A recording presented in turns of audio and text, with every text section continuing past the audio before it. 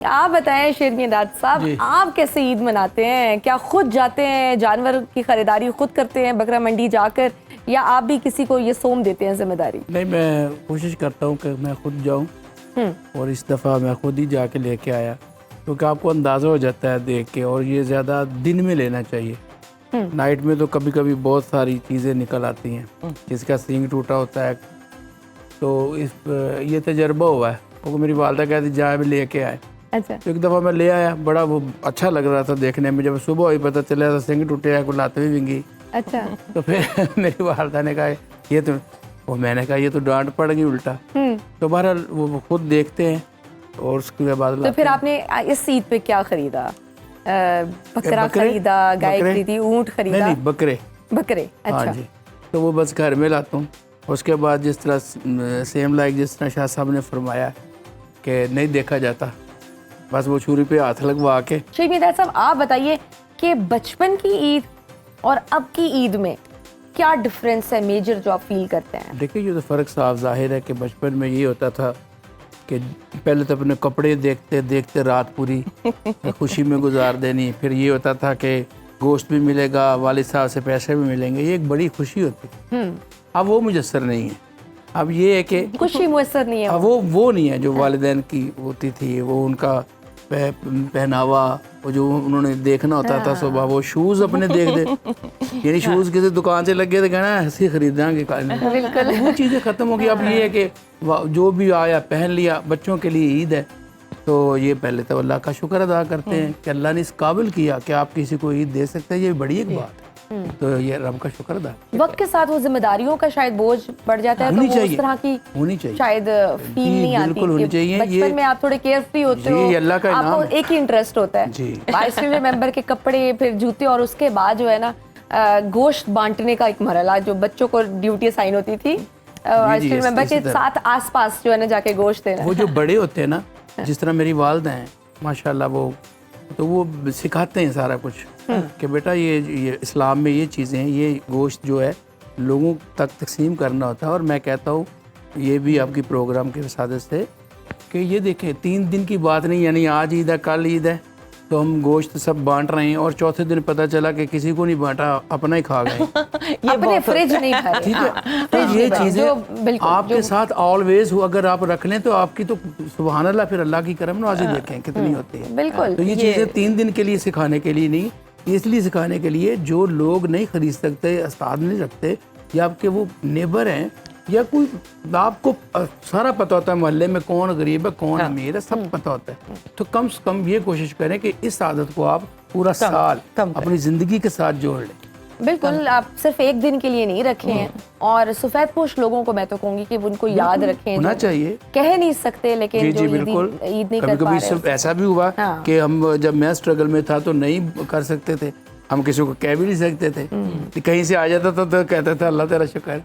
तो ये दिन आते हैं इंसान पे। शेरमियादाद साहब, आपकी तरफ नुसरत साहब या मेहदी हसन? मुश्किल है। हाँ, अपने अपने फन के दोनों ही किंग है। तो जाहिर है उसका फतेह अली खान साहब भी और मेहदी। मैडम नूरजहान या आबदा परवीन? मैडम नूरजहान। इकबाल बानो या फरीदा खानम जी? फरीदा खानम। बड़े गुलाम अली या मोहम्मद रफ़ी साहब? बड़े गुलाम अली खान। पसंदीदा शायर कौन?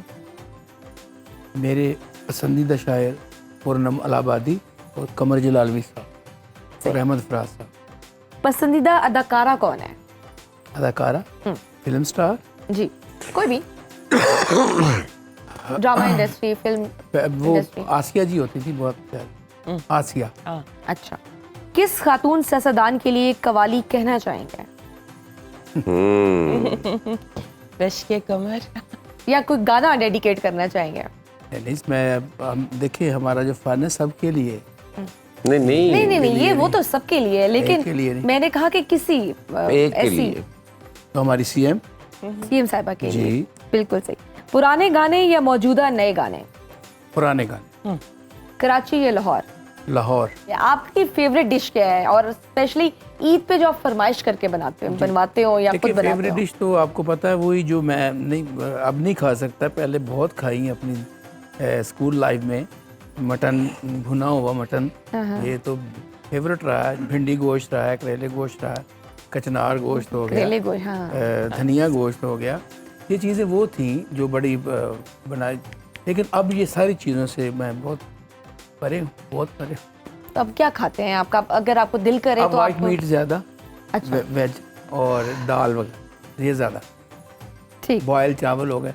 पहले था ये कि मुर्ग पुलाव घर में बनता था, अब ये है कि हाँ, अगर मैं घर में शौक से खाऊंगा तो वो देसी मुर्गा अच्छा। गांव से ला के ना, होता है ना, अपना लब के ले आना है ना यार, बस किलो सवा किलो का बस इतना डेढ़, ज़्यादा भारा भी ना हो, असील और ज़्यादा छोटा भी ना हो।